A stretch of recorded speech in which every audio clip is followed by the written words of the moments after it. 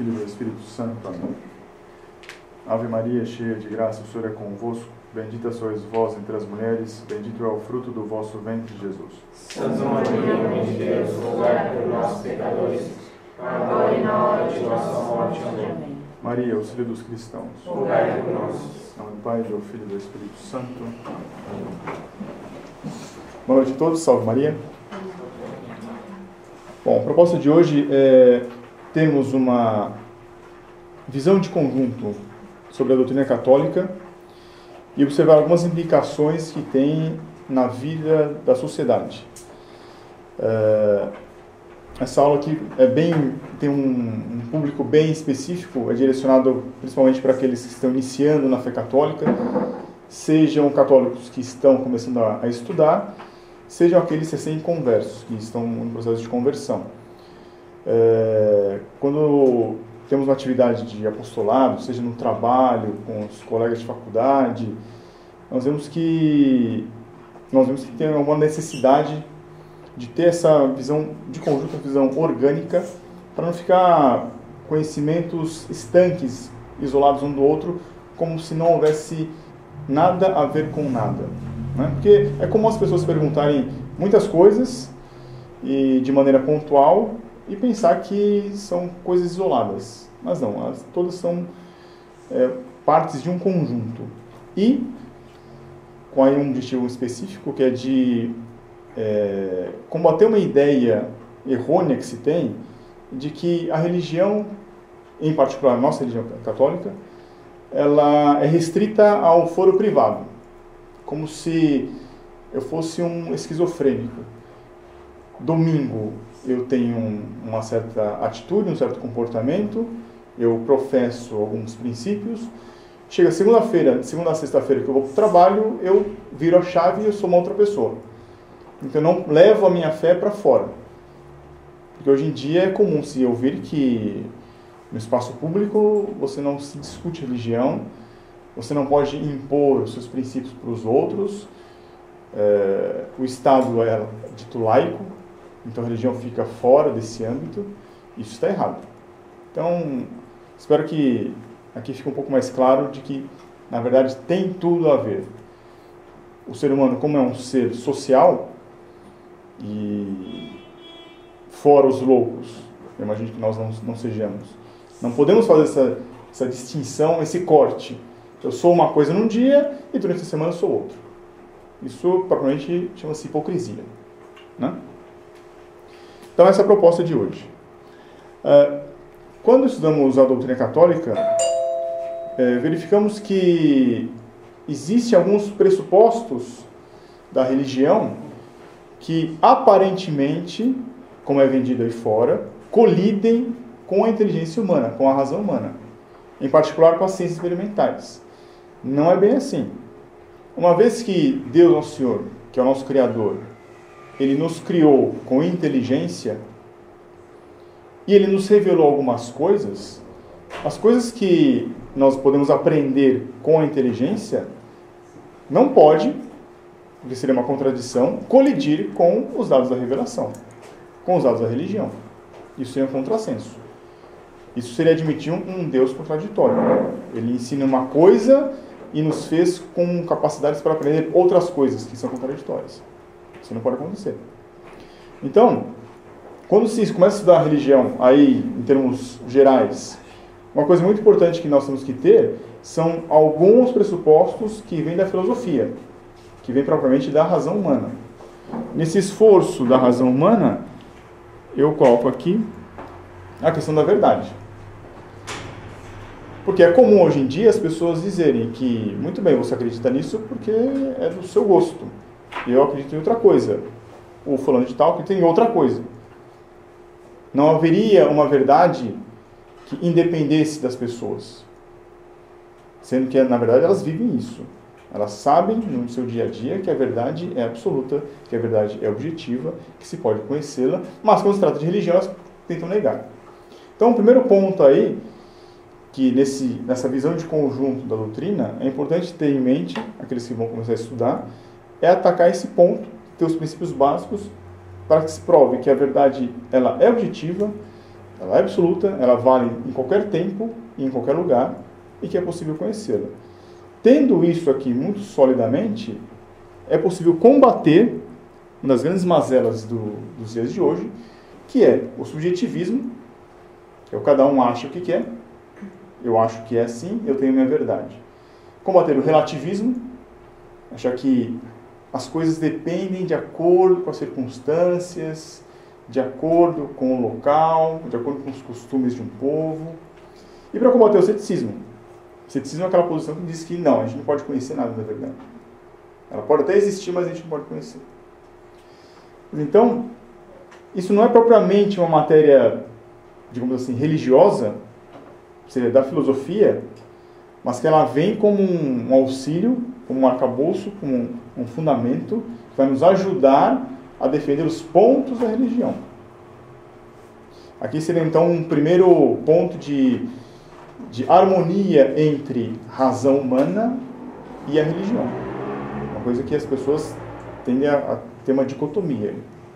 Achar que a religião é uma coisa que não tem a ver com a inteligência humana. A inteligência humana é usada para se desenvolver no trabalho, fazer uma pós-graduação, mas quando entra no domingo para a religião, deixa a inteligência de lado e parte para um sentimentalismo religioso aí. Aqui se vê que não é assim. E vamos ver os desdobramentos disso. Nesse aspecto vale uma frase que é comum se dizer que a filosofia ela serve à teologia. Quer dizer, muitos dados da teologia, que não são propriamente descobertos pelo homem, mas que foram revelados por Deus, a filosofia ajuda a dar alguma explicação ali, não de maneira conclusiva, porque esse é um dado da teologia, quer dizer, Deus que se revela, mas Deus, na sua misericórdia, não nos deixa desamparados. Tem um fundamento ali, tem uma explicação que pode nos satisfazer, que pode dar sentido às coisas. Há um fundamento racional aí para a fé.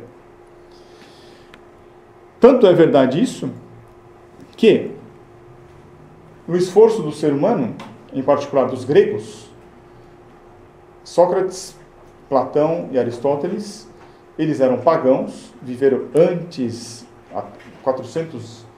mais ou menos 400 anos antes de Nosso Senhor nascer.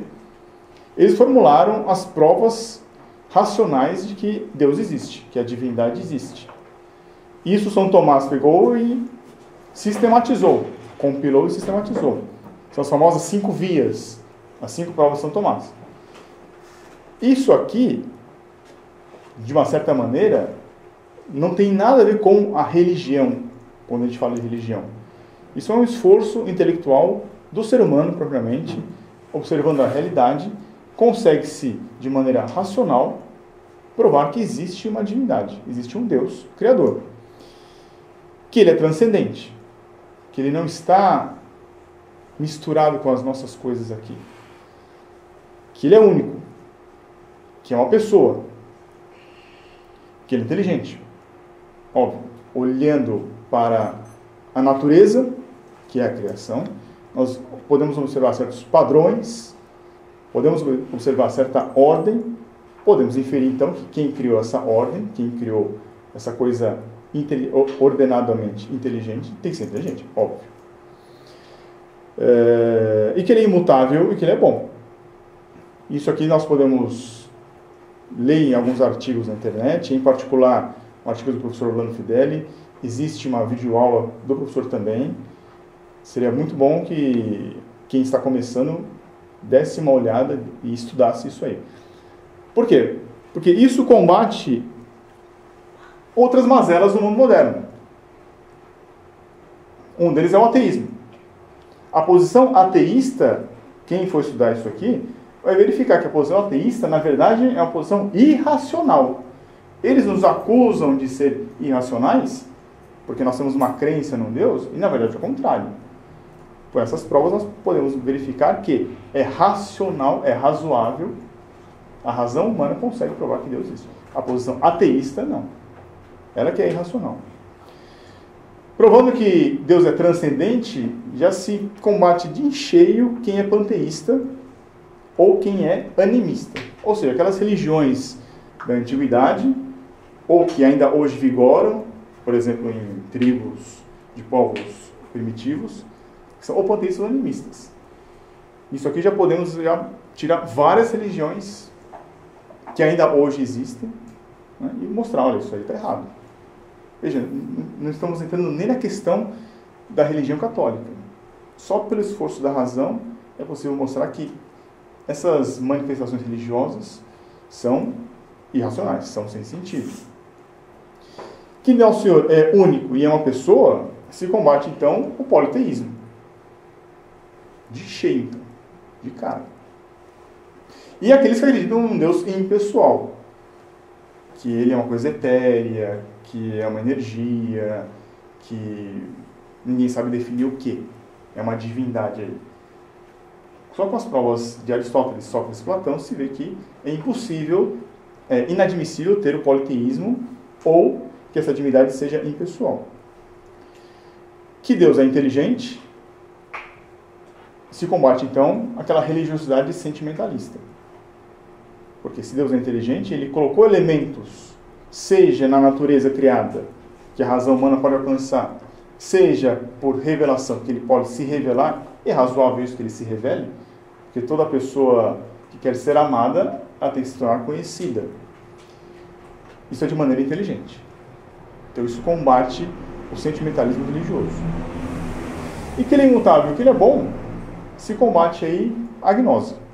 Gnose existe, eu não vou entrar no assunto, claro, isso aqui é só uma visão geral, mas se combate aqui também a questão gnóstica.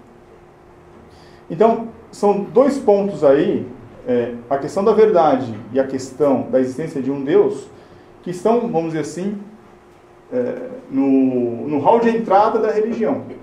Isso que só a razão pode combater, que pode conhecer, pode deduzir e pode se safar dos erros que graçam hoje em dia. Tudo bem?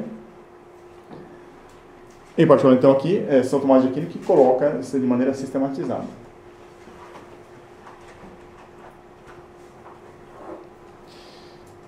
Então, tendo esses dois pressupostos que a razão humana nos dá, eu já então descartei a posição ateísta, eu já descartei o panteísmo, as religiões animistas, eu já descartei o politeísmo. Sobra então o quê? Em termos de religião de fato. Sobra as religiões chamadas religiões monoteístas. As três grandes religiões monoteístas, por excelência, são três que nós temos hoje em dia. O judaísmo, o islamismo e o cristianismo. Bem, com relação ao islamismo, é possível provar que ele é uma religião falsa. Existe um artigo, um estudo muito bem fundamentado do professor Orlando, no site da Monfort, em que ele utiliza até elementos, livros do próprio Islã, que foi fornecido para ele, e que ele mostra cabalmente como o islamismo é falso. Como o islamismo, na verdade, é uma derivação do judaísmo. O judaísmo é possível provar que, ora, nosso Senhor Jesus Cristo vem exatamente cumprir as profecias do Antigo Testamento. Nosso Senhor Jesus Cristo é o termo final do judaísmo ali, né? O problema é que, como nós sabemos, os judeus não aceitaram o Messias. Um amigo meu, ele contou uma coisa tremenda. Ele disse assim, que estava na faculdade e conhecia um judeu ortodoxo, jovem. E ele estava fazendo as orações dele lá, e ele perguntou, de cara assim, por que vocês mataram o Messias? Ele perguntou para o judeu. E o jovem judeu respondeu também na lata, porque ele não quis fazer o reino de Deus aqui na terra. Quer dizer, eles têm, alguns, não vou dizer todos, né? Eles têm noção de que nosso Senhor Jesus Cristo era o Messias esperado. Mas eles não quiseram, rejeitaram. Então, com o estudo também é possível mostrar que a posição do Islã, a posição do judaísmo são falsas. Elas são dispensáveis. Isso é por estudo. Ficamos então com a posição do cristianismo. Só que aí tem um problema, né? O cristianismo, nós temos zilhares de denominações, né? Só antes de entrar nisso, por que a religião é importante no caso? Porque a religião nos dá uma chamada cosmovisão. Se não me engano, em grego, cosmo significa ordem. Em latim, ordem é mundo. Então a religião nos dá uma visão de mundo, uma visão de ordem. Ora, dependendo da religião que se tiver, nós vamos ter um mundo de uma certa maneira. Se as pessoas seguem certas religiões, o mundo vai ser de certa maneira. Daí a importância de se ter o estudo da religião. Daí a importância de se ter o estudo do que é o certo e o que é errado. Qual religião correta e qual que não. Porque se for uma religião incorreta, o mundo vai ser torto. Voltando então. No cristianismo, então, que seria a religião monoteísta, que nós vemos que melhor se adequa ao que nós já provamos o que está errado, é o que sobra. Só que tem uma miríade de denominações religiosas que se julgam cristãs. Temos a Igreja Católica Apostólica Romana, temos os ortodoxos, temos os luteranos, os calvinistas, temos os pentecostais, temos os neopentecostais, temos espíritas, que se julgam cristãos também. Tem até um livro chamado Evangelho segundo o Espiritismo. Tem até uma igrejola ali na Praça da Sé chamada Sopa, Sabão e Salvação. Eles dão comida, eles dão banho e dão salvação. E eu poderia ficar aqui a noite inteira falando das milhares de denominações que existem no mundo. Bem provavelmente, alguma nova denominação deve estar surgindo agora.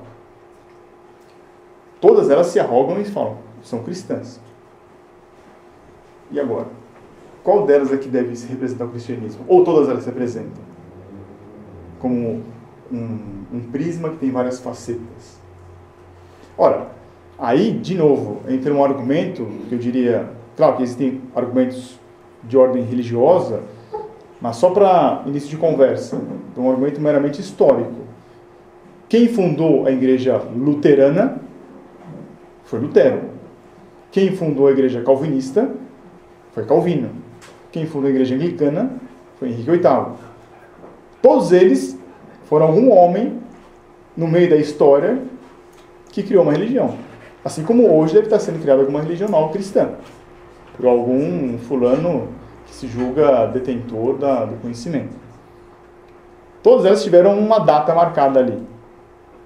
Ora, estudando a história, simplesmente, o ponto de vista histórico, vemos que a Igreja Católica Apostólica Romana nasceu lá no começo dos séculos, século I, com os apóstolos, com nosso Jesus Cristo. Os evangelhos são documentos históricos. Eles têm uma veracidade histórica. Os historiadores se debruçam sobre os evangelhos como um documento histórico. Então, a própria história nos diz que essa igreja que hoje nós conhecemos, ela teve nascimento lá atrás. E se eu não coloquei aqui na imagem, mas se traçássemos uma linha desde a época dos apóstolos até hoje, vamos verificar que vários ramos dissidentes foram surgindo no meio dessa história. A única que se mantém desde a época apostólica até hoje é a Igreja Católica Apostólica Romana. Então, daí, a pessoa pode ter duas estratégias. Ou ela estuda cada uma das religiões ditas cristãs para tentar provar qual que é verdadeira e qual que é falsa. Ou então, ela estuda a Igreja Católica Apostólica Romana. Por quê? Porque ela é a única que se diz, nós temos a verdade conosco. Nós somos a detentora da verdade. Se o fulano, o que é impossível, se ele conseguisse, por hipótese, provar que a Igreja Católica é falsa, ótimo. Então ele pode escolher as milhares que existem hoje. Porém, com a graça de Deus, ele conclui, ela é a verdadeira, ela é a única, de tabela ele já eliminou todas as milhares de denominações cristãs que existem hoje. Então vale a pena, isso no apostolado, isso para quem está estudando, isso para quem está se convertendo, estudar de fato a Igreja Católica Apostólica Romana e verificar ali as notas de veracidade, que isso vai te poupar um bom tempo. Estudando, então, a Igreja Católica, podemos, então, ter a certeza de que ela é a religião verdadeira. Então, repare aí que houve um encontro, né? O encontro do esforço da razão humana, só com aquela questão da verdade, as provas da existência de Deus, ou seja, a natureza da divindade. Eu já eliminei um monte de coisa, um monte de erro, o politeísmo, o panteísmo, o animismo, o ateísmo. E agora, vendo a história, eu já eliminei milhares de denominações cristãs. Só resta a Igreja Católica. Ela que é verdadeira, fora da qual não há salvação. Então, como o tema de hoje é a doutrina católica, então agora eu vou me fixar nela e dar uma visão geral, orgânica do que é a doutrina católica. Como eu disse, então, a religião, ela nos dá uma visão de mundo. No caso da religião católica, ela nos dá uma visão de acordo com o que a revelação de Deus nos deu. O que é o certo e o que é errado. Como que o mundo está montado. Como que é a estrutura da natureza. Como que é a ordem dessa natureza. Só que nós sabemos que a religião, claro, ela cuida especificamente do aspecto religioso do ser humano. E o aspecto religioso está intimamente ligado com a alma do ser humano. Daí-se dizer que a matéria, objeto de preocupação da religião, da igreja, é a alma. A alma é o local que se dá propriamente o conhecimento e o chamado ato de fé na religião. Mas nós sabemos também que o ser humano é composto de corpo e alma. Tem uma alma racional, tem um corpo animal. E nós vivemos no mundo. E no mundo é onde nós propriamente atuamos, é onde vivemos. No mundo, então, por didática, eu coloquei aí, o local é a área onde se dá a atuação do ser humano. E ele se dá pelo corpo animal. No mundo, então, nós temos onde nós agimos. Na alma humana, nós temos onde conhecemos e onde temos fé. Daí se dizer que a religião me dá uma visão de mundo, de acordo com a religião, eu terei um mundo com uma certa configuração. Porque eu só posso agir de acordo com aquilo que eu conheço, daquilo que eu tenho de princípios. Eu tenho que agir de acordo com meus princípios. E no mundo, quem é que governa o mundo? São os estados. Né? Hoje em dia são os estados-nações, né? São os países, são os governos. Em paralelo ou acima, a gente vai ver isso. Temos uma organização supranacional, que é a igreja. E aí começa a surgir um certo problema, né? Porque muitas vezes o Estado vai querer arrogar para si o comando do ser humano. São os estados totalitários. A igreja vai falar assim, não, peraí. Você tem um limite de atuação. Eu tenho um limite um pouco maior sobre o ser humano. Se a igreja, então, cuida da parte da alma racional, onde nós conhecemos, onde nós temos o ato de fé, e em função disso nós agimos no mundo, aí se entende que a igreja, embora ela não vá reger, atuar diretamente no mundo, qual vai ser a taxa Selic, qual o problema dos biomas, a igreja não pode se miscuir disso. Isso aí é competência do Estado. Ela não vai ditar normas sobre isso. Mas ela vai ditar normas para o ser humano que vai agir aí no Estado. Por isso que se diz que a igreja, ela cuida da fé e da moral, dos princípios que regem o ser humano e de como ele vai agir nesse mundo aí. A igreja não vai ditar com a taxa Selic, mas ela vai falar assim, olha, tudo bem, você emprestou, você pode cobrar juros, mas não seja uma coisa exagerada. Existe uma virtude chamada temperança, para combater a avareza. Então, tem um limite aí, né? Mas ela não vai... ela não pode meter dar pitaco em coisas que são assuntos propriamente do Estado, da convivência social. Tudo bem? E aqui eu coloco um trecho que, na época que eu me converti, é que, resgatando isso, é que me veio essa sistematização. Por quê? Existe um documento do Concílio Vaticano I, que lá fala sobre a infalibilidade papal. E lá diz assim: o Romano Pontífice, quando define com sua suprema autoridade apostólica alguma doutrina referente à fé e à moral. Então eu fiquei me perguntando, mas por que sobre fé e moral? Por que não só sobre a fé? Por que sobre a moral também? Quer dizer, aí, digamos assim, estaria explicado. Porque o homem tem que agir no mundo, ele tem que agir bem. O homem pode agir bem ou pode agir mal. Ele pode auxiliar os outros ou pode prejudicar os outros. Isso aí entra, então, matéria da igreja. A igreja, então, ela pode legislar sobre seus súditos, que são os fiéis, em fé e moral. E o Papa, usando essa prerrogativa da infalibilidade, ele também vai legislar sobre fé, sobre moral.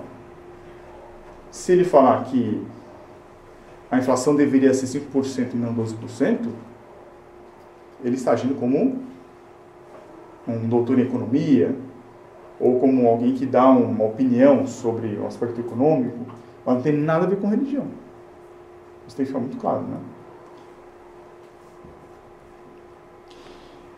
Ora, então se nós vamos agir de acordo com o que nós professamos, com aquilo que nós conhecemos, aí se entende então por que os princípios eles devem sobrepor a prática. Claro, nós somos homens de princípios ou não? Nós temos princípios? Temos alguns exemplos na história que mostram que sim, existem homens de princípios que até dão a vida por esses princípios. Do contrário, você é um mero oportunista, né? Ora, aqui, nessa circunstância, eu vou me fingir de ser o bom moço. Então eu falo que eu prezo a honestidade, não. Quando muda a circunstância, eu só consigo ganhar a vida por corrupção, então eu entro no esquema também. Isso chama-se oportunismo, né? É o camaleão. Isso não é homem de princípios. O homem de princípios é aquele que, tendo certos princípios na sua inteligência, ele vai agir de acordo como tal. Então existe aí uma hierarquia. A sua prática tem que ser condizente com os seus princípios. Assim como a nossa inteligência tem que estar acima da nossa vontade. E a vontade tem que estar acima da sensibilidade. Hoje em dia, as pessoas tendem a inverter isso aí, né? A propriamente fazer uma revolução. É colocar a sensibilidade acima e a inteligência abaixo. Eu quero fazer aquilo que eu sinto necessidade de fazer. O que me dá prazer. O que eu gosto. O que me faz sentir bem. Não é propriamente um homem de princípios, não é? É um homem que se rege pela sensibilidade. É propriamente um animal. Não é? Porque os animais agem assim. Agem de acordo com o instinto, com a sensibilidade. O ser humano não. O ser humano tem que ser pela inteligência. Por quê? A inteligência regra a vontade. A vontade quer algumas coisas. O homem pode querer prestígio. Ele pode querer fama. Ele pode querer se dar bem na vida. Mas se for à custa da injustiça, roubo, corrupção, a inteligência vai falar assim, peraí, não pode. A inteligência então tem que dominar a vontade tem que regrar a sensibilidade. Essa é a ordem que Deus quis, né? Com o pecado original, essa ordem foi destruída. Tanto que se as pessoas ficarem sem esse ordenamento, elas vão agir de acordo com a sensibilidade, de acordo com o próprio gosto, de acordo com o próprio querer. Dentro dessa, então, essa gradação, essa igualdade de proporção, os princípios estão para a prática, assim como a inteligência está para a vontade, assim como a vontade está para a sensibilidade. É claro, não é? A alma está para o corpo. Quem deve reger o ser humano deve ser a alma, não o corpo. Alguns aqui podem estar sentindo fome, cansaço, mas querem ficar aqui. Se eu fosse colocar como o corpo acima da alma, a gente ia embora. Vamos embora aqui e vamos jantar. Não é? Mas não. Que a alma racional, ela entende algumas coisas, ela consegue colocar como prioridades algumas coisas que estão acima do corpo. Por isso que a fé tem que estar acima da saúde. Nosso Senhor disse, nem só de pão vive o homem, mas de toda a palavra, de toda a revelação que Deus dá. Tem aquele episódio em que Nosso Senhor está com o povo, conta-se que estava 3 dias lá, e Nosso Senhor se compadece e fala, faz 3 dias que eles não comem. Mas eles estavam lá, ouvindo o que Nosso Senhor tinha para dizer. Quer dizer, o ensinamento do Nosso Senhor era mais importante do que passar fome. A fé está acima da saúde. Então, daqui a pouco estaremos no Natal. Feliz Natal e bom ano novo para você. Muita saúde, muita paz. Nós devemos desejar a fé, a verdadeira fé para os outros. A saúde pode vir, a saúde pode não vir. Tem pessoas que vão passar o Natal e o Ano Novo na cama, doentes. Mas se elas têm a verdadeira fé, está tudo bem. Agora, se a pessoa não tem a verdadeira fé, aí realmente é uma tragédia. Então, o que importa é a fé. A fé está acima da saúde. Se a saúde está boa, ótimo. É lucro. Se não estiver, não tem problema. Estamos com a fé verdadeira. Não estamos vivendo na mentira. É por isso que é a igreja que deve estar acima do Estado. Assim como a alma é que dá vida ao corpo, se a alma separa do corpo, o que acontece com o ser humano? Morre. É a morte. Se a igreja fica separada do Estado, a sociedade morre. É o que estamos vendo hoje em dia. Cada coisa que se faz, tenta se remediar uma coisa que estava errada. E se remedia com outra coisa. Mas é um erro atrás do outro. Por quê? Porque a igreja não está vivificando, não está dando vida a esse corpo chamado Estado. Infelizmente, hoje é assim. Hoje, estamos já num nível em que o Estado está acima da igreja, não é? Eles querem colocar a religião como foro privado. Fica aí no seu cantinho. Agora, aqui no espaço público, não. O que vale é os objetivos do milênio da ONU, o que vale a campanha contra a diabetes. Essa é a moral dita laica do Estado. Mas não. Vamos ver que a igreja tem que estar acima. Não que ela vá ditar algumas coisas do Estado, mas ela que vai dar os parâmetros ali, vai dar as margens de atuação para o Estado. A igreja tem que estar acima do Estado. Assim como a alma está acima do corpo. Assim como os princípios estão acima da prática. Assim como a inteligência está acima da vontade. Porque senão, quem não age de acordo com certos princípios, vai forjar princípios, vai forjar ideias, vai forjar ideologias para justificar o seu modo de agir, o seu comportamento. E aí se vê um dos pontos aí que é importante, que a religião não é de foro privado, é de foro público. Por quê? Porque aí são 2 doutrinas que vão entrar em contato, vão entrar em choque. Alguém vai justificar certas coisas com base numa ideologia, por exemplo, de gênero. E nós temos que estar ao contra, com argumentos.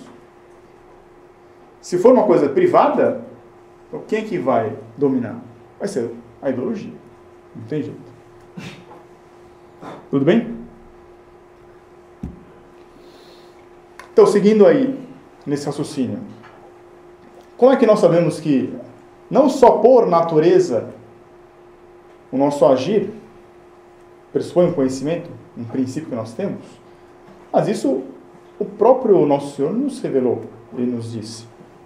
Eu coloquei alguns trechos aqui, alguns fatos, para mostrar isso.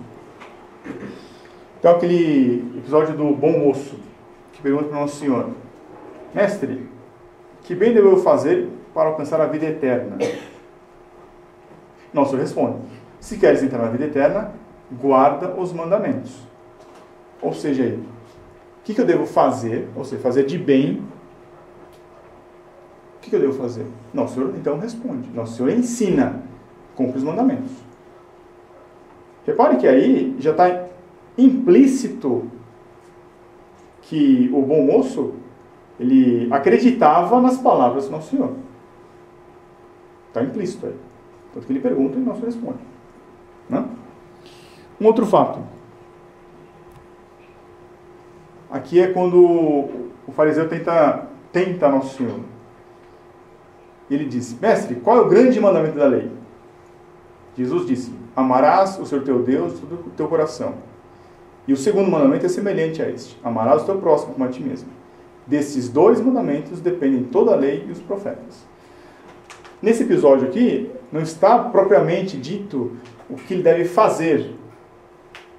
Mas Deus já dá um mandamento. E o mandamento manda fazer algo. Que algo é esse? Amar a Deus, amar ao próximo. Está embutido aí. Existe um conhecimento implícito aí. De novo, se não fosse um fariseu que está tentando ao Senhor, nós diríamos que a pessoa que pergunta ao Nosso Senhor acredita no que ele vai ensinar. Tanto que ele pergunta: qual é o principal mandamento? Que resume tudo. É isso. Nosso Senhor ensina. Um terceiro episódio. Aqui já é um pouco mais ácido o negócio. Um pouco mais pesado. E Jesus disse-lhes: em verdade vos digo, se não comerdes a carne do Filho do Homem, se não beberdes do seu sangue, não tereis a vida em vós. O que come a minha carne e bebe o meu sangue tem a vida eterna, e eu o ressuscitarei no último dia. Aqui, veja, não está explícito os mandamentos. O que fazer de bem? Mas tem que fazer alguma coisa. Fazer o quê? Comer a carne do Filho do Homem, beber o sangue do Filho do Homem, para que tenha a vida eterna, e para se ressuscitar, para ser ressuscitado no final dos tempos. Mas aqui está embutido um mandato de Nosso Senhor. Claro que está implícito aí outras coisas. Por quê? Quem acreditar nisso aqui, se não comer, tem que beber o sangue, é claro que acredita que tem que cumprir os mandamentos. Tem que guardar os mandamentos. Isso aqui, na verdade, seria o ápice, digamos assim, da crença no que Nosso Senhor ensina e naquilo que se deve fazer. Aliás, Nosso Senhor disse na última ceia, né? Fazei isto em minha memória, não é? Ou seja, tem um mandamento aí também que fazer o sacrifício. Está embutido aqui a Santa Missa. Mas você vê que é algo tremendo. Tanto que no episódio, vários judeus, vários discípulos começaram a ir embora. Falaram: nossa, isso aqui é muito pesado. Não, imagina comer, como beber o sangue. Não, foram embora. E Nosso Senhor deixa eles ir embora. Porque ou você acredita no que Nosso Senhor está dizendo, ou então você vai embora. Tanto que Nosso Senhor aí, de maneira até um pouco mais dura, fala para os apóstolos que ficaram ali: e vocês não vão embora também com eles? Vocês também não acreditam em mim? Então pode ir embora. E eles ficam. Porque acreditam no Verbo de Deus encarnado. Outro episódio, Nosso Senhor já no último versículo do Evangelho, que diz para os apóstolos: ide por todo o mundo, pregai o Evangelho a toda a criatura. O que crer e for batizado será salvo. O que, porém, não crer será condenado.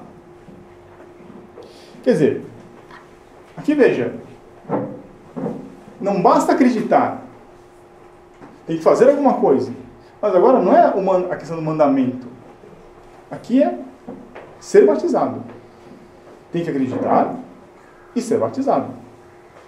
Aceitar aí alguma coisa, uma condição de se fazer algo, que é o batismo. Claro que aqui também está implícito os mandamentos também, não é?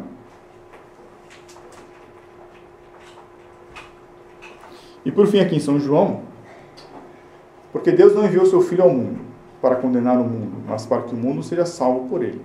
Quem nele crê não é condenado, mas quem não crê já está condenado, porque não crê no nome do Filho unigênito de Deus. Por que eu coloquei essas passagens aqui? Porque, em particular, os protestantes dizem que basta crer. Mas estamos vendo aqui, e E alguns deles usam essa passagem para afirmar, tá vendo? Basta crer. Quem crê não é condenado. Mas para mostrar que em outras passagens, Nosso Senhor deixou explícito que é necessário fazer algo. Fazer algo de bom, cumprir os mandamentos. Fazer uma coisa especial, que é ser batizado. Fazer uma coisa mais especial ainda, que é comer da carne, que é beber do sangue. E aqui está sintetizado. Porque quem nele crê, ou seja, em nosso Jesus Cristo, nosso Jesus Cristo disse várias coisas. Tem que acreditar em tudo. E não só em uma parte. Não é self-service. Isso aqui está bom para mim. Só que o resto não, né? O resto é muito pesado. Você vai se comportar como aqueles discípulos que foram embora. Acreditou até aqui, mas daqui não passa. Não pode ser assim. Ou seja,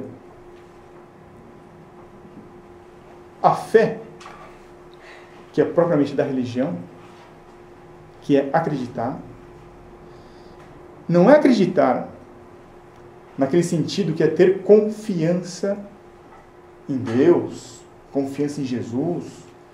A pessoa passa por alguns apuros na vida, né? Uma enchente, perde tudo, um acidente, uma operação, um câncer. E a pessoa fala assim, não, mas eu acredito, eu tenho confiança que Jesus vai fazer tudo. Não está falando disso aqui. É claro que a confiança, ela está dentro disso aí. Mas fé, com F maiúsculo, é um pouco acima disso. Que envolve a confiança, mas não é a confiança. Fé é propriamente acreditar naquilo que nosso Senhor Jesus Cristo ensinou. Olha, guarde os mandamentos. Seja batizado. Coma da minha carne. Coma do meu sangue. Se fizer essas coisas, vocês terão a vida eterna. Isso é ter a fé. É acreditar naquilo que Ele ensinou. E não dizer assim, não, eu confio em Jesus que tudo vai dar certo. Não, você vai fazer vestibular? Não, eu confio que você vai passar. Confio que Jesus vai ajudar. Não se trata disso. Não se trata com F minúsculo. É fé com F maiúsculo. Por isso que no Catecismo de São Pio X, está lá. Fé é uma virtude sobrenatural pela qual nós acreditamos que é verdade. Tudo que Deus revelou e por meio da Santa Igreja nos propõe para crer. Em outras palavras, é tudo que nosso Senhor Jesus Cristo revelou e que a Igreja Católica Apostólica Romana nos ensina. Isso é ter fé. É acreditar em tudo isso aí. E não porque a razão humana provou, mas é com base na autoridade de Deus. Porque Deus não pode errar, Deus é bom, Deus não erra, Deus não iria nos ensinar coisas erradas. Por causa disso, então, nós acreditamos, temos fé. E veja aí, está na definição, a virtude sobrenatural, né? Por isso que no batismo, quando a criança é batizada, o padre pergunta, fulano, o que pedes à igreja? E nós respondemos, a fé. O que se pede no batismo é a fé. Ficaria meio esquisito pedir a confiança em Jesus, né? Não é a confiança. É ter essa virtude para acreditar em tudo que Deus revelou e o que a igreja ensina. Mas nós vimos que ter fé pressupõe o conhecimento, mas também pressupõe o quê? Fazer algo. Por isso que Santiago diz lá, de maneira explícita, assim também a fé, se não tiver obras, é morta. A fé é consumada pelas obras. Então existe aí uma relação de bioimplicância entre fé e obras. Uma não pode existir sem a outra. Isso é um dado da revelação, Santiago. O que Deus uniu, fé e obras, o protestante não pode separar. Não separa. Fé e obras está intimamente ligado. Só que, claro, para ter fé,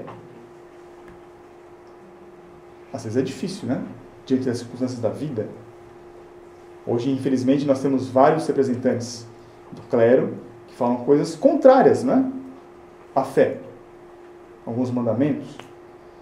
Mas as circunstâncias da vida também, às vezes, nos colocam alguns obstáculos aí, né? Algumas dificuldades. Puxa, eu vou à missa, eu rezo o terço, mas acontece uma desgraça comigo. Puxa, por quê, né? Tem dificuldades. Então, tanto para sustentar a fé, como para fazer boas obras, tem dificuldades. Em dificuldades, nós fazemos o quê? Nós devemos pedir auxílio. Auxílio a quem? Claro, alguém superior. A Deus, ao Senhor, a Nossa Senhora. Por isso que, conjugado a isso, nós pedimos, por meio das orações, um auxílio. E o auxílio que Deus nos dá mediante os sacramentos. Por isso que Ele instituiu os sacramentos. Quer dizer, se vê então que tem todo sentido aí, algumas coisas que o catecismo nos ensina, que a igreja nos coloca, e que tem tudo a ver uma coisa com a outra. Tudo em prol do quê? Em prol da nossa salvação. Tanto que é uma regra máxima da igreja, salus animarum, salvação das almas. O que importa é isso, né? Então tudo Deus montou para a nossa salvação. Vamos entrar agora em mais detalhes sobre cada ponto aqui. Vimos então que naquele tempo, nosso Senhor Jesus Cristo, Ele se revelou, ensinou muitas coisas e nos salvou pela morte redentora no Calvário. Recentemente eu recebi um cartão de Natal, a pessoa escreveu assim para mim: tenha um Feliz Natal, um Ano Novo, muita saúde, porque nosso Senhor Jesus Cristo veio nos ensinar o amor. Nosso Senhor Jesus Cristo veio nos ensinar? Veio. Mas Ele veio só para nos ensinar? Não. Na verdade, Ele podia não ter ensinado nada. Ele podia simplesmente ter vindo e morrido na cruz. Porque Ele veio para isso. Ele veio para o sacrifício no Calvário. Ele veio para morrer no nosso lugar. Ele veio para nos salvar. Claro, como Deus Ele é inteligente, Ele aproveitou a ocasião e já explicitou muitas coisas aí. Ele se revelou a nós. É o Emmanuel. É Deus conosco, não é? Ele falou na nossa linguagem, em pessoa. Ele se encarnou. Mas Ele veio para nos salvar. Essa foi a grande missão dele. Claro, a gente coloca uma vírgula assim, né? Para reparar a injustiça feita contra a dignidade de Deus, né? Ele veio para reparar, Ele veio para fazer justiça.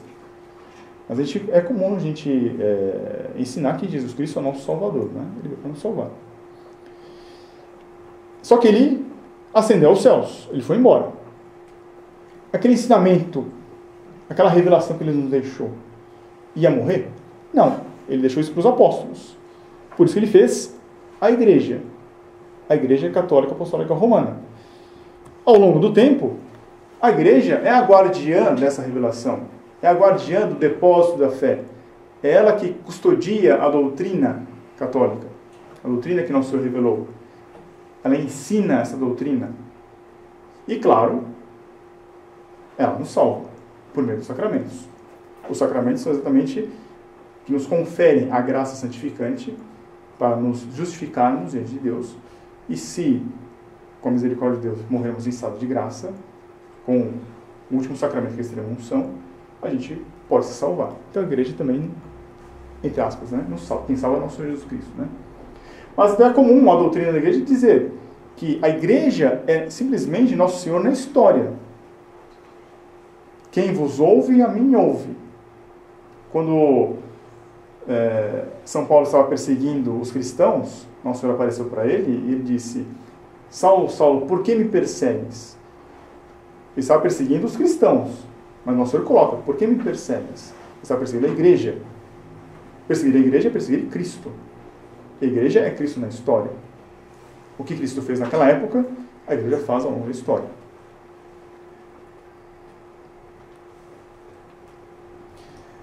E aqui entramos no núcleo dessa aula, que claro, isso aqui não é da minha cabeça, né? Isso aqui eu peguei São Tomás de Aquino, quando ele comenta o credo, o Pai Nosso e a Ave Maria, e ele coloca dessa maneira: sendo a igreja nosso Senhor na história, claro que ela também vai ensinar, né? Vai ensinar o quê? Ela vai nos ensinar aquilo que se deve crer, aquilo que se deve fazer, porque fé e obras estão intimamente ligadas. Nós precisamos pedir auxílio nas dificuldades. Ela nos ensina o que pedir. Eu não vou pedir $1 milhão na minha conta. Não é isso que você deve pedir. E nos dá auxílio para realizar essas coisas, as boas obras. O que se deve crer é o credo. Ali está o resumo da doutrina, aquilo que devemos crer. O que se deve fazer são os mandamentos. Os mandamentos de Deus e os mandamentos da igreja. O que se deve pedir, principalmente, Pai Nosso, Ave Maria, Essas duas orações principais. E o auxílio para fazer tudo isso aí são os sacramentos. Daí a importância que a igreja sempre deu de incentivar os fiéis a frequentarem os sacramentos. Quando a gente é recém-convertido, a gente é um pouco até legalista, a gente fala assim, bom, me confessei. Não tem mais pecados, né? Passa um dia, passa 2, passa 3, passa uma semana, passa um mês, você faz aquele exame de consciência e fala assim, bom, eu não tenho nenhum pecado. Então, não vou me confessar, né? Porque só tem os pecados veniais, não precisa confessar os pecados veniais. Mas é bom que se confesse os pecados veniais também. Por quê? Para receber a graça por meio do sacramento da penitência. Isso chama-se frequência aos sacramentos. É bom se confessar com uma certa regularidade e com um pequeno intervalo de tempo, né? Eu, na minha época, eu pensava ao contrário. Não, já estou em estado de graça, não preciso mais. Não precisa, porque a gente cresce em graça também. Né? São os auxílios. Do credo, então, se vê, ali está o resumo daquilo que nós devemos acreditar. É um resumo dos pontos que nós devemos ter a fé. Acreditar naquilo que nosso Senhor Jesus Cristo ensinou e que a igreja ensina também. Está ali a doutrina da Santíssima Trindade.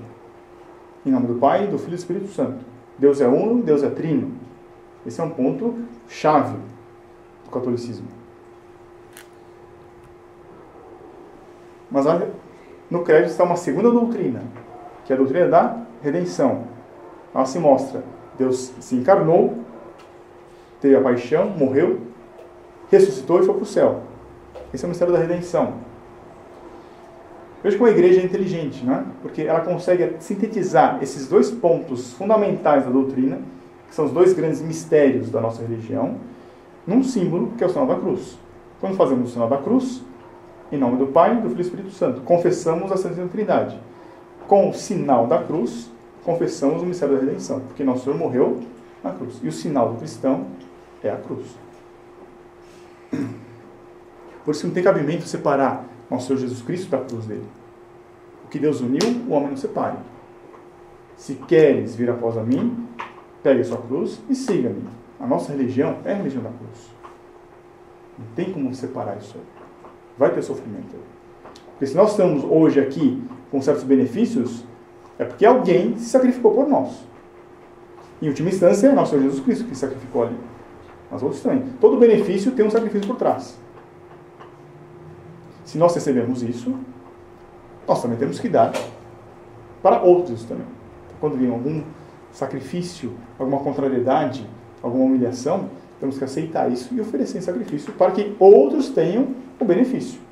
Seja um benefício de uma comodidade, ou seja, o benefício da conversão. Aquilo que o outro deveria sofrer, nós sofremos no lugar e o outro recebe o benefício da conversão. Ótimo. Salos animaram. Só que tem mais, né?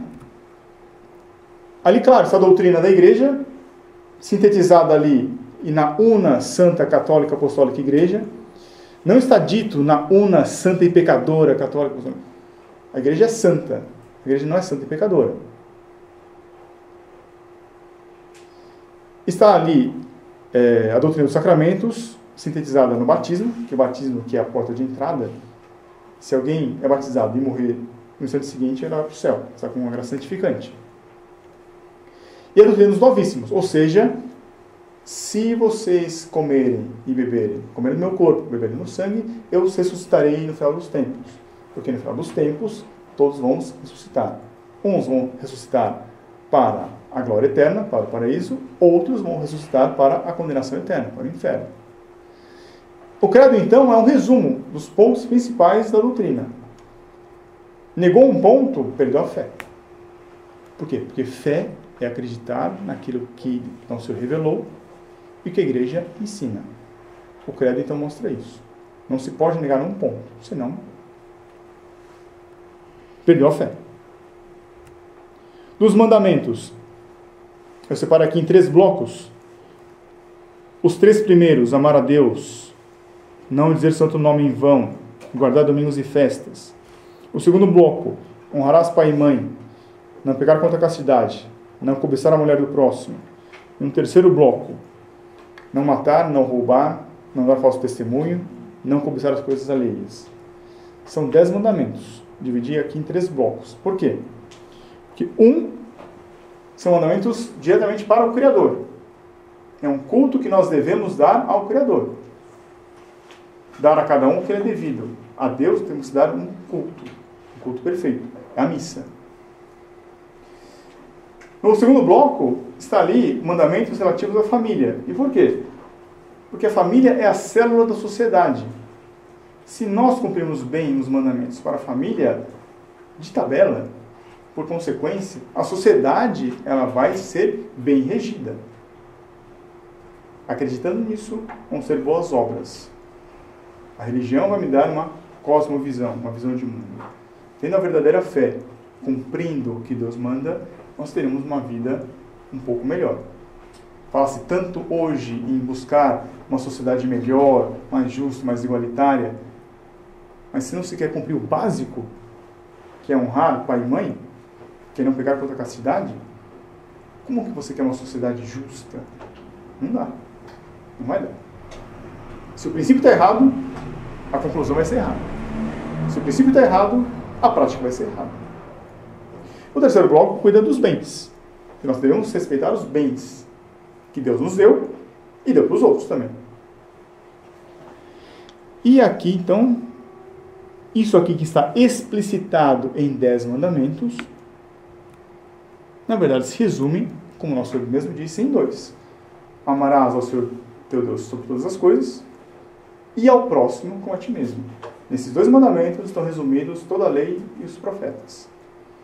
Quer dizer, aquilo que, digamos assim, Adão e Eva sabiam no começo da criação, eles deviam amar a Deus primeiro e amar ao próximo. Com o pecado original teve que ser explicitado. Olha, é assim, olha, é assim. Tem as regras, né? Ora, mas isso aqui também encerra um outro aspecto, que é quando o Senhor diz: buscai primeiro o reino de Deus e a sua justiça, e todo o resto vai ser dado por acréscimo. Ou seja, se nós buscamos Deus primeiro, os 6 mandamentos, e a sua justiça, o que é justiça? Justiça, como São Tomás diz, é dar a cada um o que lhe é devido. Ou seja, é honrar pai e mãe, é proteger a família, proteger os bens, a propriedade privada. Tendo isso aí, o resto é por consequência. A roda vai girar bem, vai girar redonda. As coisas vão entrar nos eixos. Se não for assim, não tem jeito. Aqui são os mandamentos de Deus, né? Agora, tem os mandamentos da igreja que ela coloca. E é interessante isso. São 5. Um é ouvir missa. Temos a obrigação de dar culto a Deus. O segundo e terceiro, confessar-se ao menos uma vez e comungar ao menos uma vez. Isso é para quê? Para termos a frequência dos sacramentos, né? Não só de pão vive o homem, mas de toda a palavra. Precisamos dos sacramentos para viver. Esse é o alimento espiritual. Esse é o pão que veio do céu. E, curiosamente, nós devemos não comer. Temos que jejuar e abster-se de carne e pagar o dízimo. Ou seja, tirar algo que é meu, que eu posso aproveitar para mim, mas eu renuncio isso em favor da igreja. Ou, mais uma para um pobre. Não se alimentar. Por quê?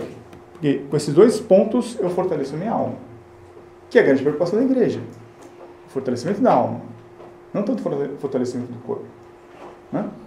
Quer dizer, então, com culto a Deus, amarás ao Senhor teu Deus por todas as coisas, eu posso também amar ao próximo como a mim mesmo, e o que importa mais é a alma, e não o corpo. A parte dos sacramentos. Aqui é bem interessante. São 7 sacramentos. 7 é o número que simboliza a perfeição, completude. Está lá, batismo, eucaristia, crisma, penitência, matrimônio, ordem e extrema unção. Deus criou o universo, a natureza, em particular o ser humano, de um certo jeito. É bastante razoável, é bastante conveniente que a natureza espiritual que ele também deixou com a igreja fosse algo paralelo com a nossa vida natural. E faz todo sentido. Porque no batismo temos o nascimento de alguém. Alguém nasce. Recebe o primeiro sacramento, que é o batismo. A pessoa se desenvolve, ela vai crescendo, vai se desenvolvendo, ganhando habilidades. Está ali a Eucaristia, o Crisma e a penitência. Por quê? A penitência, a pessoa cresce, tropeça, peca, cai. Tem que se levantar de novo, penitência. Vai se fortalecendo com a Eucaristia. Chega a uma certa maturidade, pode ser soldado de Cristo, ou seja, defender a igreja. Sacramento de Crisma. Após se desenvolver, chega a maturidade. Na maturidade, é marcado ali pelo matrimônio ou pela ordem. Ou você vai casar, ou você vai ser religioso. Um dos dois. E no final, todos nós vamos morrer. E no final ainda tem uma última chance que Deus nos dá, que é o sacramento da extrema-unção. Ora, aqui está propriamente marcado todo um trabalho que fazemos conosco mesmos. Amar ao próximo como a ti mesmo. Eu quero me salvar. Eu preciso frequentar o tribunal da penitência. Eu preciso comungar para me fortalecer. E na minha passagem para a fase adulta, eu recebo o crisma. Só que chegando à maturidade, eu devo propagar esses bens que eu recebi. Eu devo construir família. Para quê? Para colonizar o céu. E a única religião do mundo que de maneira, entre aspas, paradoxal, é celibatário e é fecundo, é a Igreja Católica. Porque os homens ou serão padres, sacerdotes, ou serão religiosos. As mulheres poderão ser freiras, serão religiosas. Terão vida celibatária. Mas graças a isso se produz fecundidade. Porque se não tivesse isso, se não tivessem padres religiosos que se dispusessem o tempo todo para a obra de Deus, para trabalhar na obra de Deus de maneira integral, nós aqui, somos os leigos seculares, nós não teremos acesso ao desenvolvimento da doutrina, das obras sociais, e por aí vai. Quer dizer, os celibatários, eles são fecundos também. Não sei se a comparação ela é pertinente, mas os homens se casam com a igreja. As mulheres se casam com o nosso Jesus Cristo. E produzem filhos espirituais. Graças à abnegação, graças ao trabalho, graças ao bom exemplo, eles são fecundos para quem é leigo. Para nós somos leigos. Tudo isso para quê? Para salvos animar, para a salvação das almas.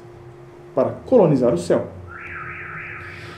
Isso aqui foi dado lá atrás, como primeiro mandamento, lá para Adão. Não foi para Adão que nosso Senhor disse, crescei e multiplicai? Quer dizer, tudo isso aqui já estava embutido lá atrás. E que nosso Senhor aproveitou-se e desenvolveu aqui nos sacramentos. Tudo isso aqui acontece onde? No mundo, né? Que nós estamos vivendo, né? Uma coisa bem concreta. Isso propriamente não é servir a Deus no mundo. Estou obedecendo ao mandato que Ele me deu. Crescei e multiplicai-vos. Cuide da sua salvação. Cuide da salvação dos outros. Isso é servir a Deus. Claro que está embutido aí dar esmola para os pobres, dar sopa. Mas esse não é o cerne da questão. Ensinar as verdades para os outros. Seja para um doutor na faculdade, seja para uma pessoa simples do campo. E eu havia colocado no começo a questão da verdade, não é? Que o homem é um ser racional, que tem uma inteligência e tem a vontade. Ora, só podemos servir a Deus, primeiro, se nós amarmos a Deus. Porque alguém só serve a alguém se ama.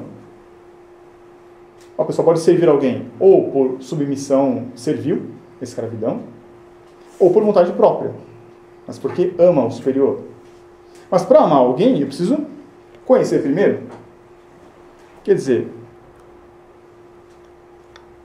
aqui está sintetizada a grande lição do sentido da vida, que é, nós existimos aqui para quê? Para conhecer, para amar e servir a Deus, nosso Senhor. Conhecer por meio da natureza criada, com a razão humana. Conhecer pelas verdades reveladas por nosso Senhor, porque Ele quer ser amado, então Ele se deu a conhecer. amar. E quem ama, é natural que sirva a pessoa amada.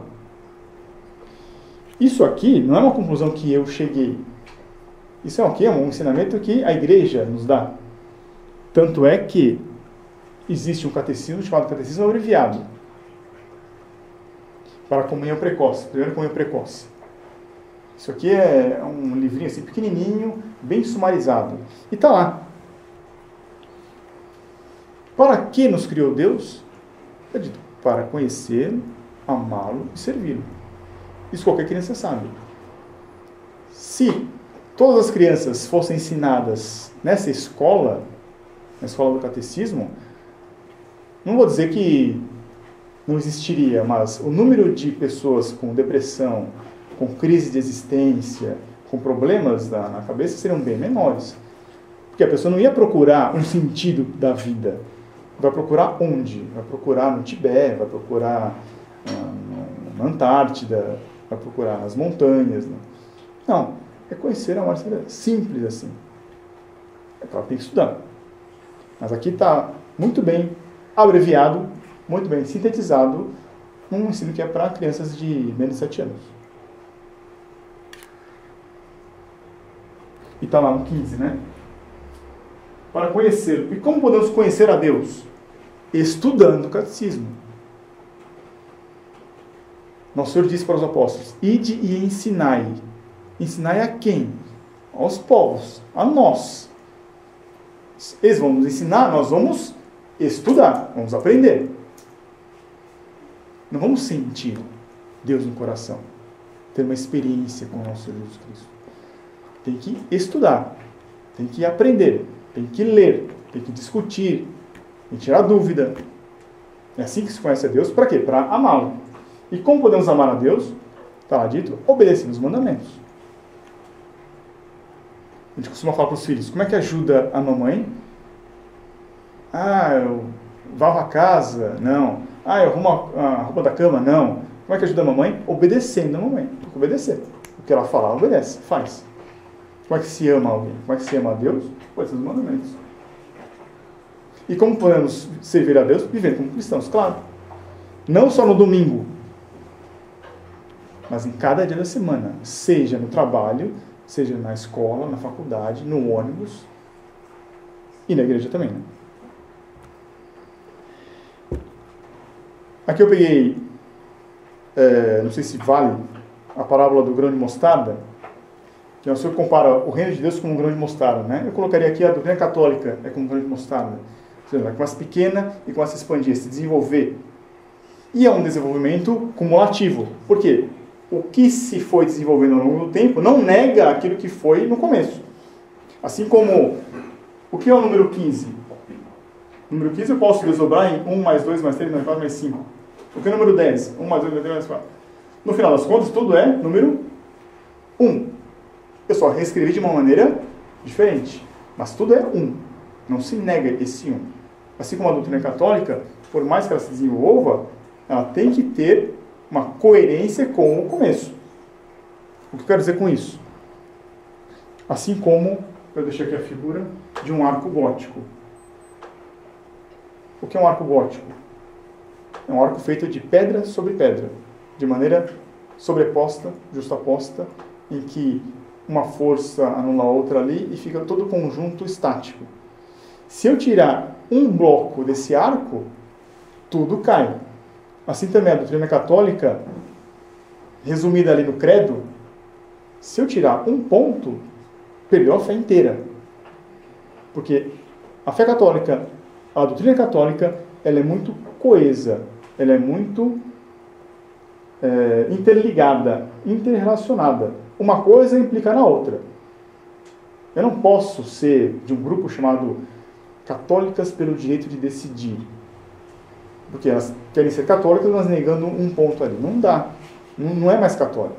Perdeu a fé. Mas eu acredito que Jesus Cristo vai me ajudar. Você está tendo confiança nele, mas a fé você perdeu. Não tem mais fé. É comparado, então, a um arco gótico, e tanto que as catedrais góticas espelham muito bem isso aí. Que a doutrina católica é muito coesa, interdependente entre os pontos. E de onde vem essa doutrina? Vem de Deus que se revela. Onde que Deus se revelou? No Antigo Testamento. E propriamente se revelou em nosso Senhor Jesus Cristo, lá no Novo Testamento. Mas só a palavra escrita não basta, né, para abarcar toda a doutrina. Por isso que existe o ensinamento oral de Nosso Senhor. É numa epístola de São Paulo que diz, né, guardai todos os ensinamentos que lhe damos por escrito e por palavras, oralmente. Por isso que se diz que as fontes da revelação é a Sagrada Escritura e a tradição. A tradição são os ensinamentos orais. Aquilo que não está escrito. Mas é passado. De geração em geração. De bispo para bispo. Até hoje. Isso é a revelação. E depois da revelação, com essas coisas escritas, claro que isso aí são pontos, vamos dizer assim, codificados, em que eu vou desmembrar, eu vou desenvolver, eu vou explicitar. Quem fez esse grande trabalho foram os Santos Padres. É um conjunto que nós chamamos de patrística. Em particular, aqui eu coloquei como exemplo Santo Agostinho. Eles comentaram cada livro da Sagrada Escritura, combinando com o ensinamento oral de Nosso Senhor. Aqui nós temos um desenvolvimento direto da doutrina. Mas é claro que no meio do caminho pode ter erros, não é? E para resolver o erro, como é que faz? Então a igreja se reunia em concílio. Aí teve o primeiro concílio em Jerusalém. Se reuniram todos os apóstolos para deliberarem. Olha, é assim ou assado? Vamos discutir. Não, eu acho que não. Eu acho que é assim. Deliberaram. É assado. O concílio então veio aí, o primeiro concílio, para dirimir o erro, a dúvida. Porque a doutrina católica, sendo a verdade, ela tem que ser clara. Se teve dúvida, então tem que explicar melhor isso aí. Vamos explicar por meio de um concílio. Depois, a patrística, com o desenrolar da coisa, veio aí na Idade Média a escolástica, cujo grande representante é São Tomás de Aquino. Ele fez de maneira, eu diria assim, matemática. Ele explicitou cada ponto da doutrina para defender a doutrina, para deixar, olha, o que nosso Senhor disse aqui, o que Santo Agostinho disse aqui, ele quer dizer isso aqui. Ele explicitou, deixou muito mais claro o que estava em germe, o grande mostarda, lá na revelação. De maneira metódica, usando as regras da lógica, da boa filosofia. Mas é claro que, no meio do caminho, existem erros, existem dúvidas. Por isso que veio ali, eu coloquei como exemplo para destacar, o Concílio de Nicéia e o Concílio da Calcedônia. O Concílio de Nicéia, lá ficaram discutindo se nosso Senhor Jesus Cristo era Deus, ou era homem, ou se era Deus e homem. Ficou discutindo. Por quê? Porque se ele era mero homem, então nossa religião é mais uma, fundada por um homem. Se for só Deus, puxa vida, então quem morreu ali na cruz não era um homem, era um fantasma. Não existe redenção. Graças a Deus o concílio falou, não, nosso Senhor Jesus Cristo é Deus e homem. Mas aí vem um erro seguinte que fala assim, olha, e Nossa Senhora é mãe de Deus? Ou é mãe de homem? É o mesmo erro. Eles só deslocaram o foco ali. Toca fazer de novo uma discussão, e ela não é, não é. O Concílio da Calcedônia lançou o dogma. É mãe de Deus. É o Theotokos. Né? Então, de novo, o concílio vem para dirimir o erro, para precisar a dúvida, precisar a resposta frente a uma dúvida posta ou a um erro de má fé colocado, tentando impugnar a religião católica. Depois da Idade Média, tivemos aí uma grande produção de várias obras. Eu destaquei aqui São Afonso de Ligório, mas teria também São Luís de Montfort, São Francisco de Sales, São Vicente de Paula, Santa Catarina de Siena. Temos vários santos com várias obras aí, explicando a doutrina, obras de meditação, obras de piedade. Tanto que Filoteia é um famoso, né? Que vem, vamos dizer assim, colocar o que está aqui na alta teologia, colocar em termos mais práticos, mais concretos para nós, somos meros leigos. Temos a obrigação de estudar. mas que não dá para chegar ali no nível deles, né? Então, eles mastigaram e deixaram essas obras para nós. Mas é claro que no meio do caminho tem novos erros, tem novas dúvidas.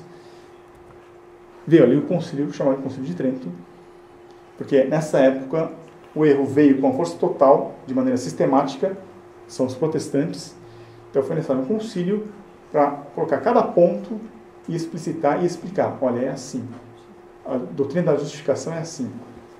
A presença real do nosso Senhor Jesus Cristo na hóstia é assado. Esse foi um grande concílio que deixou muito mais clara a doutrina, aquilo que estava em germe no passado.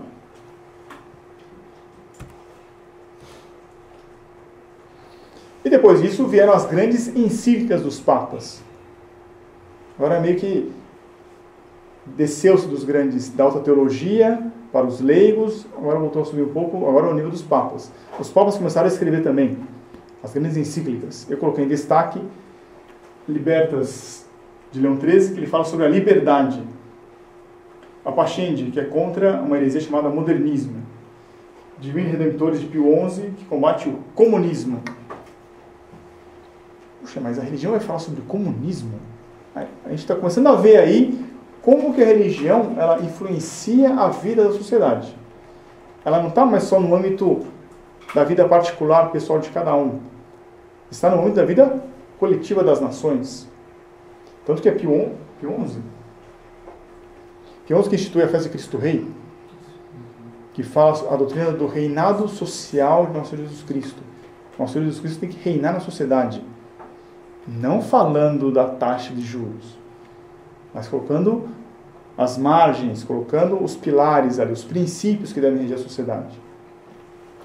Mas é claro que no meio do caminho tem erro, tem dúvida, foi necessário vir um concílio feito lá no Vaticano mesmo, chamado Concílio Vaticano I. Ali foi estabelecido, entre outros todos os ensinamentos, contra o racionalismo. É aqui nesse concílio que eles condenam, aí está muito claro, quem afirmar que não é possível saber que Deus existe pela razão natural, é a própria igreja que fala, a razão do homem consegue concluir que Deus existe.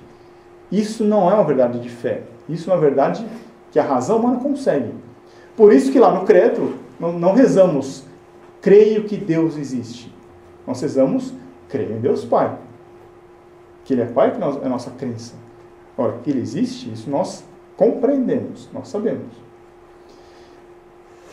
Entre tantos erros, um que ficou muito, um ensinamento que ficou muito marcado no Vaticano I foi o dogma da infalibilidade papal, que é o que nós vimos lá no começo. Né? E de lá para cá, voltando agora ao nível dos leigos, temos os catecismos de São Pio X, que é onde eu coloquei a citação lá sobre a definição de fé. E o catecismo abreviado que eu apresentei aqui. Significa dizer o quê?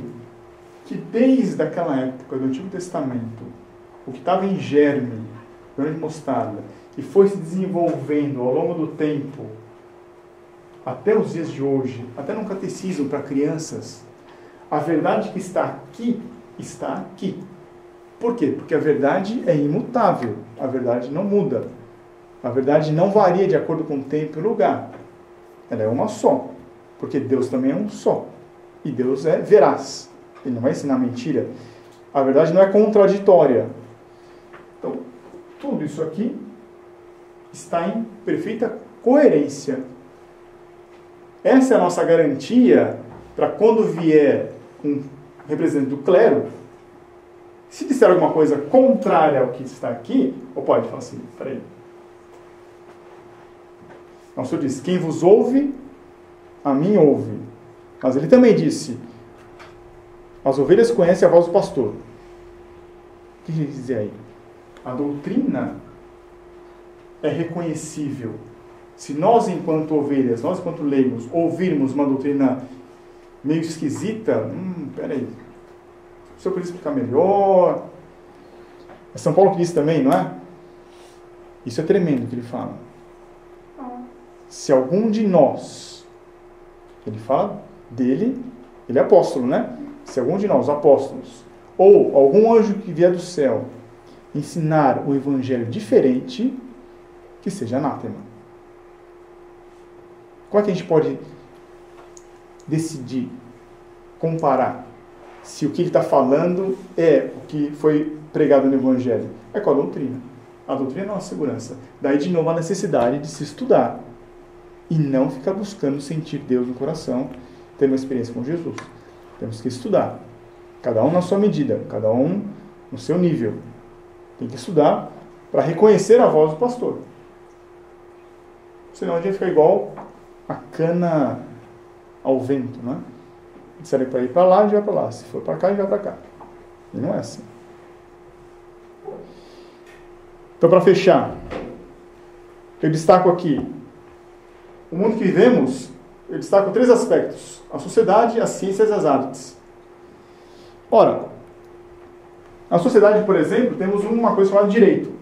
Hoje, o que vigora é o direito chamado positivo. O que é o direito positivo? Só vale o que está escrito. Se não tiver escrito, não vale. Uma lei só é lei se estiver escrita. Senão, não. A liberdade hoje é absoluta. Não pode haver regras. Nas ciências, por exemplo, na biologia se ensina a evolução das espécies. O homem veio do macaco.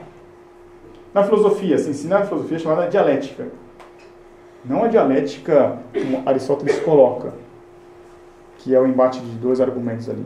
Que é a dialética de Hegel, que aí é a luta dos opostos.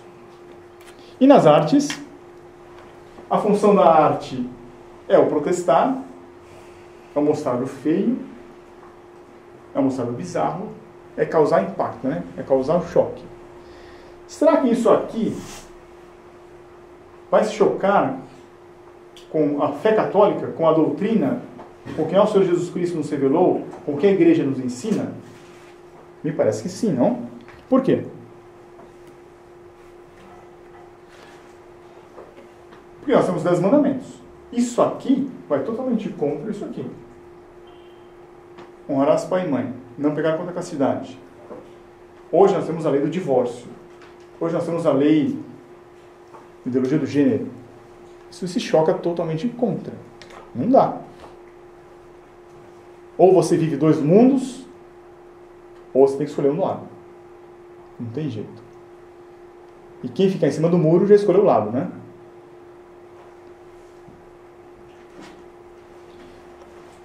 Nós estudamos sobre a natureza de Deus. Isso se choca com o que ensina na biologia? Sim, totalmente. Porque Deus, Ele é uno e Ele é imutável. Aqui a criação é evolutiva. Ela nega o que era. O mineral vira um vegetal. O vegetal não é mineral, né? Mas ele evoluiu. O vegetal vira o animal. O animal não é mais vegetal. Ele evoluiu. Ou seja, um nega o seu passado. É diferente, como vimos na doutrina, não é?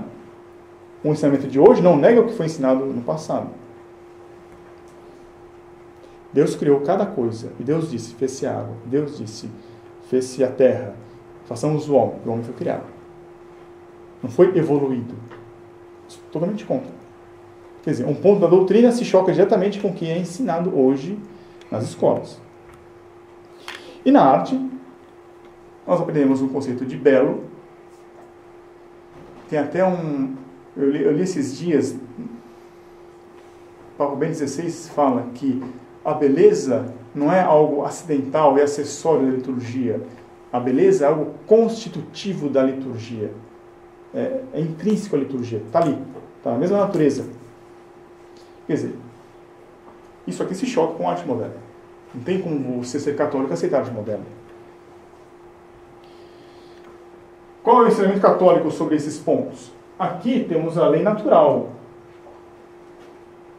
Quando a liberdade, por aquela encíclica Libertas de Leão XIII, vemos que a liberdade é limitada, ela tem limites. Você não pode passar. A sua liberdade tem um certo grau de liberdade. Não é totalmente aberto. Na biologia, aprendemos que o homem foi criado ex nihilo, ou seja, do nada. Não foi algo evolutivo.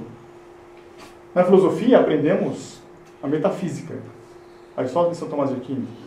Isso aqui é totalmente oposto da metafísica moderna chamada dialética. Nas artes, temos que a função é contemplar. Contemplar o quê? Contemplar o belo.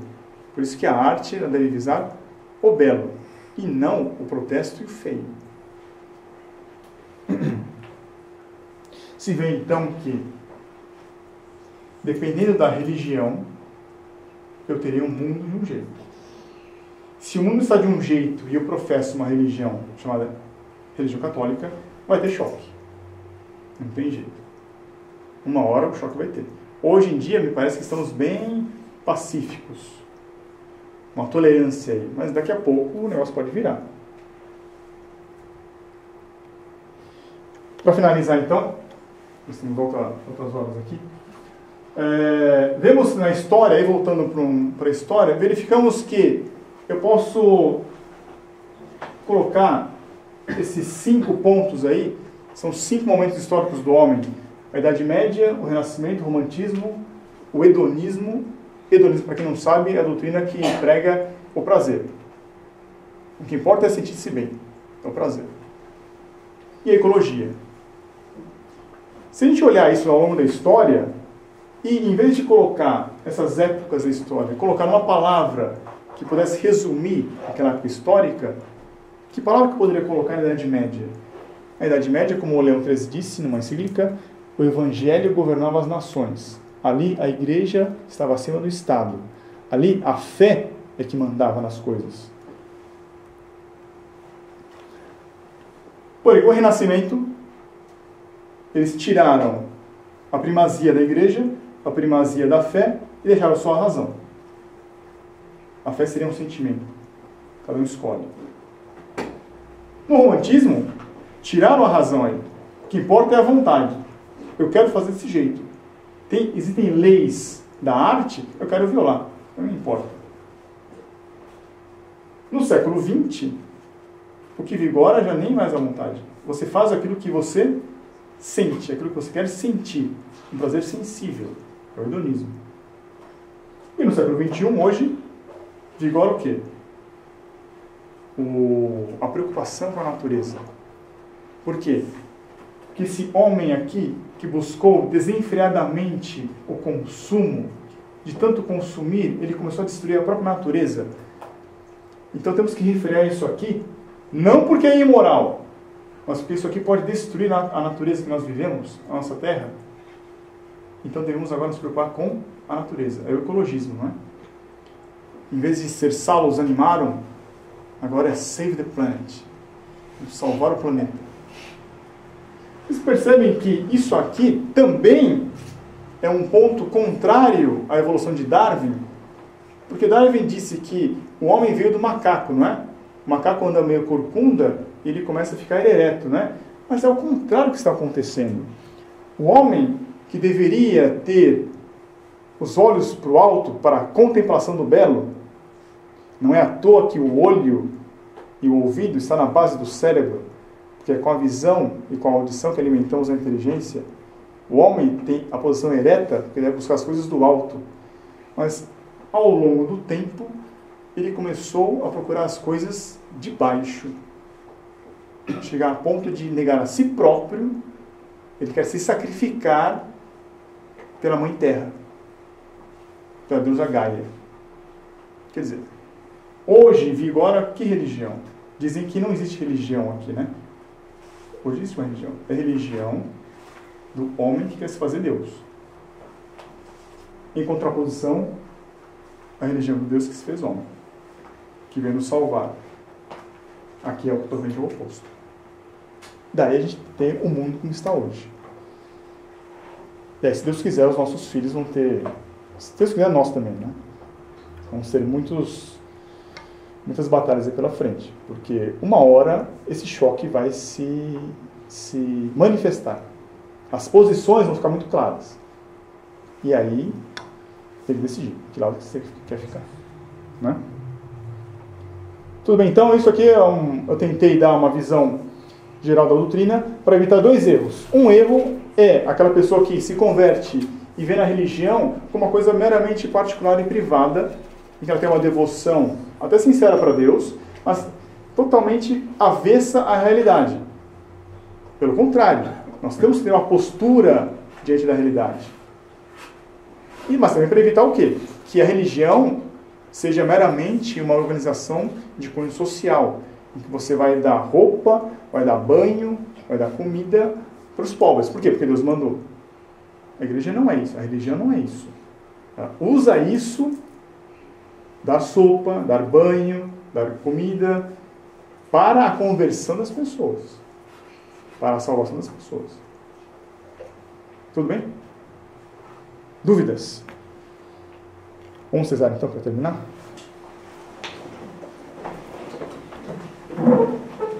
O Pai, do Filho e do Espírito Santo.